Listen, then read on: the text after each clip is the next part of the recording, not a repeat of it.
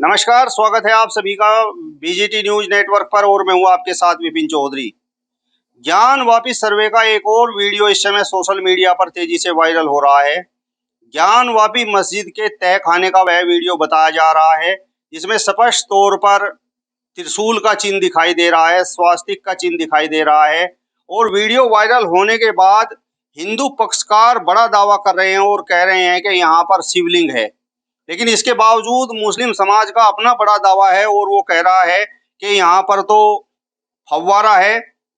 इस समय हमारे साथ आनंद स्वामी जी मौजूद हैं। आनंद स्वामी जी से बातचीत करेंगे। जिस प्रकार हिंदू पक्ष का बड़ा दावा है, वीडियो वायरल होने के बाद कह रहे हैं कि यहाँ पर शिवलिंग है, लेकिन इसके बावजूद मुस्लिम समाज कह रहा है, मुस्लिम पक्षकार कह रहे हैं कि यहाँ पर मस्जिद है और ये जो शिवलिंग बताया जा रहा है ये तो फव्वारा है। स्वामी जी, जिस प्रकार से वीडियो वायरल हुआ है और उसमें दीवारों पर त्रिशूल के चिन्ह दिखाई दे रहे हैं, स्वास्तिक के चिन्ह दिखाई दे रहे हैं और दीवारों पर कुछ लिखा हुआ भी है।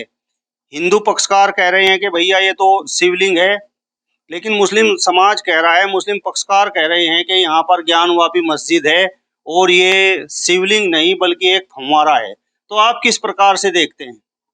देखिएगा प्रियवर, जो सच है उसका सभी को पता है, पहले दिन से सबको पता है। अगर हम उन चिन्हों के बारे में बात करें जो कि वर्तमान समय में वहां पर मिल रहे हैं, वो तो स्पष्ट रूप से चीख चीख कर बयान करते हैं कि यह एक मंदिर है।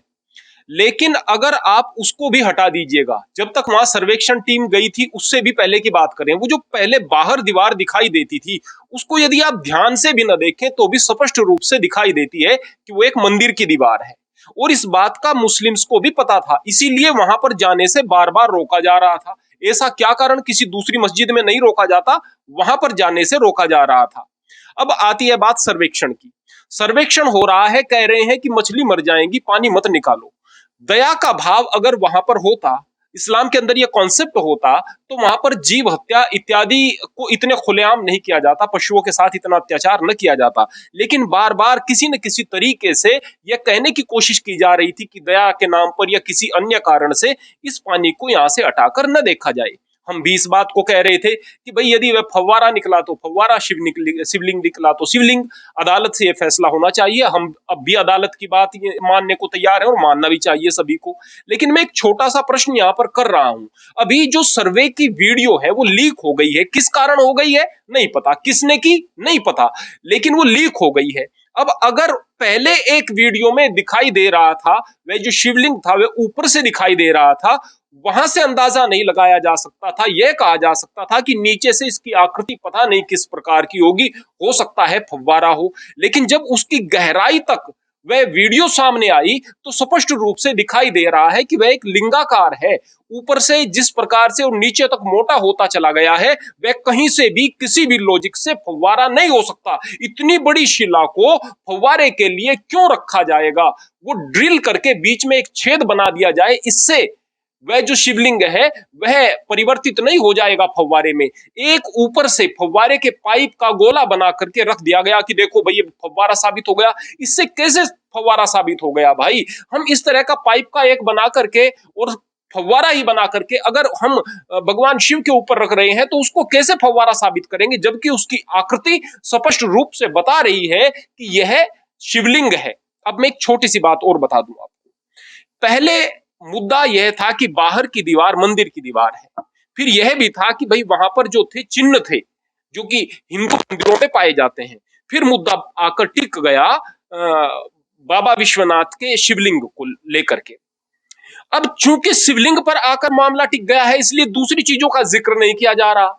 बार बार यह कह रहे हैं कि यह फव्वारा है। अरे भाई फव्वारा नहीं, वो शिवलिंग है, स्पष्ट रूप से दिख रहा है। इसके अलावा वहां पर जो त्रिशूल दिख रहे हैं, वहां पर जो हाथी की तस्वीरें दिख रही हैं, मूर्तियां दिख रही हैं, वहां पर जो स्वास्तिक के चिन्ह दिख रहे हैं, वहां पर जो फूलों की आकृति दिख रही है, वहां पर जो घंटियां दिख रही हैं, ये इतने सारे साक्ष्य हैं। और ऐसा नहीं कि मुस्लिम्स को नहीं पता, मुस्लिम्स को भी पता है। लेकिन बार बार कह रहे हैं कि 1991 के एक्ट के अनुसार हम किसी कैरेक्टर को चेंज नहीं कर सकते हैं। हम उसको जो का त्यों रखने की बात करेंगे। अरे भाई, कैरेक्टर को चेंज करना एक अलग बात है, लेकिन सोच करके देखो, एक बहुत प्राचीन संसार की सभ्यता, सबसे प्राचीन सभ्यता, और इस देश के अंदर बहुसंख्यक जिसने हर धर्म को शरण दी है, उसकी आस्था पर इतना खिलवाड़ हो रहा है, ऊपर कुल्ला किया जा रहा है, पैर धोए जा रहे हैं, और ये इस प्रकार के कार्य हो रहे हैं जो कि हर प्रकार के एक्ट से बाहर हैं। एक छोटी सी बात मैं और भी आपसे कहना चाहूंगा इस विषय में, और वो ये है कि यदि हम यहां पर तथ्यों को तोड़ मरोड़ कर प्रस्तुत करने की कोशिश करेंगे, तो उससे देश का सौहार्द बिगड़ेगा। अगर यहां पर मुस्लिम्स इस बात को स्वीकार कर लें कि वास्तव में यह जो थी, बड़ों ने गलती की थी, हम लोगों ने नहीं की है, बड़ों ने गलती की थी, और इस गलती को सुधारते हुए हम यहाँ पर बाबा विश्वनाथ को बाकायदा स्थापित करके और यहाँ पर पूजा वगैरह के कार्य को शुरू करें, कोई इससे इनकार नहीं करते, तो देश का सौहार्द बनेगा। एक बात और कही जाती है कि जब औरंगजेब ने मंदिर को तोड़ा, यह जो शिवलिंग है इसको क्यों नहीं तोड़ा? अरे भाई, एक बात बताओ, जब पृथ्वीराज चौहान से नफरत करते थे जयचंद, अब नफरत जयचंद कर रहे हैं, तो पृथ्वीराज चौहान की मूर्ति बना करके उसने अपने दरवाजे के सामने खड़ी क्यों की अपनी पुत्री संयोगिता के स्वयंवर में? इसलिए कि पृथ्वीराज चौहान को अपमानित किया जा सके, दरबान के रूप में उसको वहां पर खड़ा किया, इसलिए कि अपमानित किया जा सके।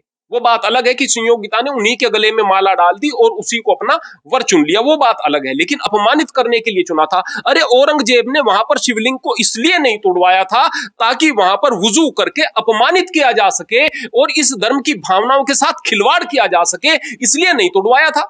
किस प्रकार का तर्क दे रहे हैं कि शिवलिंग को नहीं तोड़वाया था? अरे अपमानित करने के लिए नहीं तोड़वाया था। तो क्या अब इस बात की कल्पना की जा सकती है कि इस देश का हिंदू चुप बैठा रहेगा, शांति से बैठा रहेगा और वहां पर कुल्ला होता रहेगा बाबा विश्वनाथ के ऊपर या शिवलिंग के ऊपर? इस तरह की कल्पना करना बेकार की बात है। लेकिन कहा तो ये जाता है कि हिंदुस्तान तो गंगा जमनी तहजीब का देश है। यदि मुस्लिमों को इस बारे में जानकारी है कि भैया यहाँ पर तो शिवलिंग है, और उसके बावजूद वो वहां पर वजू खाने में कुल्ला कर रहे हैं, हाथ धो रहे हैं, एक तरह से शिवलिंग का अपमान कर रहे हैं, तो क्या यही हिंदुस्तान की गंगा जमनी तहजीब है? सबसे पहले तो मैं इस गंगा जमनी तहजीब पर, एक गंगा तो हो गई, चलो भारतीय परंपरा से जुड़ी हो गई, जमुना अरब से आई है क्या? ये जमुना कैसे हो गई? गंगा जमनी का मतलब तो यह होना चाहिए था, गंगा तो हिंदुओं की हो गई और जमुना अरब से आई है और एक तहजीब बन गई है। अरे गंगा भी यहीं की है, जमुना भी यहीं पर है। किस तरह की भाषाएं बना लेते हैं, किस तरह की कहावतें बना लेते हैं। गंगा जमुना में हम किसको हिंदू किसको मुसलमान समझे? हिंदू तो गंगा को भी देवी मान रहा है, जमुना को भी देवी मान रहा है। अरे कहावतों को तो ठीक बना लो भाई। और रहा सवाल गंगा जमनी तहजीब का, वो गंगा जमनी तहजीब हमेशा से इस देश के अंदर चल रही थी और चलती रहती। इस चीज के बावजूद चलती रहती कि इस्लाम बिल्कुल अलग मान्यता रखता है, इस चीज के बावजूद चलती रहती, इस चीज के बावजूद चलती रहती कि उनकी पूजा पद्धति अलग है, इस चीज के बावजूद चलती रहती कि उनकी जो पूजा पद्धति है वो पूरे तरीके से सनातनियों के साथ टकराव की स्थिति में, इस पर भी चलती रहती। लेकिन ये दिक्कत कहां पर हुई है? यहां पर हिंदुओं के अंदर विभिन्न संप्रदाय हैं जो एक दूसरे के साथ बिल्कुल उलट तरीके के अपनी परंपराओं को रखते हैं, लेकिन फिर भी एक परिवार में रहते हैं। ऐसा नहीं है कि 72 फिरके हैं, एक दूसरे की मस्जिद में नहीं जा रहे, ऐसी स्थिति यहां पर नहीं है सनातन में। यहां पर तो ऐसी स्थिति है कि आर्य समाजी बाप है और बेटा सनातनी है, फिर भी रह रहे हैं।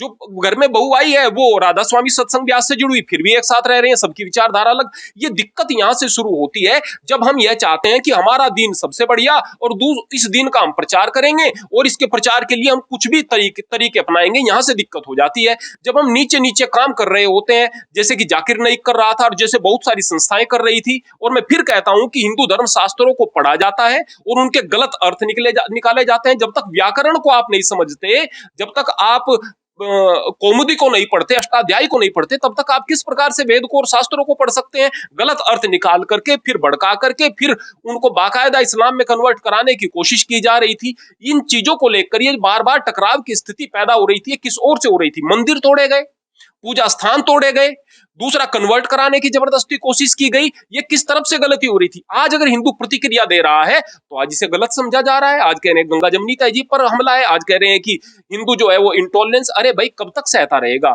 जब फ्रांस के अंदर रसूलुल्लाह की बेअदबी हो गई थी, उनका कार्टून बना दिया गया था, तो कितनी आग लग गई थी पूरे देश में, पूरी दुनिया में। मुसलमानों की तरफ से क्या प्रतिक्रियाएं थी। और यहाँ पर बाबा विश्वनाथ के ऊपर कुल्ला हो रहा है, यहाँ पर वजू हो रही है, उसके बाद में यहाँ पर जो है हम इसी प्रकार से जो एक बहुसंख्यक समुदाय है वो सहिष्णु बना रहे, वो इसे चुपचाप बैठा रहे, किस तरह की कामना की जा रही है, किस तरह की कल्पना की जा रही है। गंगा जमुनी तहजीब अगर बनानी है, मैं तो इस कहावत पर भी यकीन नहीं करता, लेकिन भाईचारे को बना करके रखना है तो फिर ये दोनों तरफ से संभव है। लेकिन मुस्लिम समाज तो ये बात कह रहा है कि कभी ज्ञानवापी मस्जिद को लेकर, कभी कुतुब मीनार को लेकर, कभी मथुरा को लेकर एक तरह से मुस्लिम समाज को डराने का प्रयास किया जा रहा है।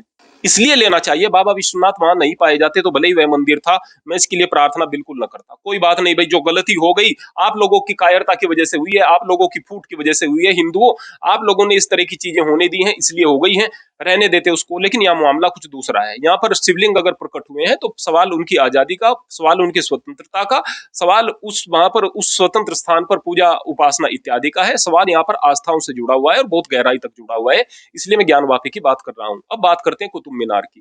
कुतुब मीनार पर तो खुद लिखा हुआ है कि यह जो स्थान है, यहाँ पर जो मस्जिदें इत्यादि बनी हुई है, जो भी यहाँ पर इस्लामिक चीजें बनी हुई है, ये हमने मंदिरों को तोड़कर वो तो लिखा हुआ है, मंदिरों को तोड़कर हमने बनाई, बाकायदा लिखा हुआ है।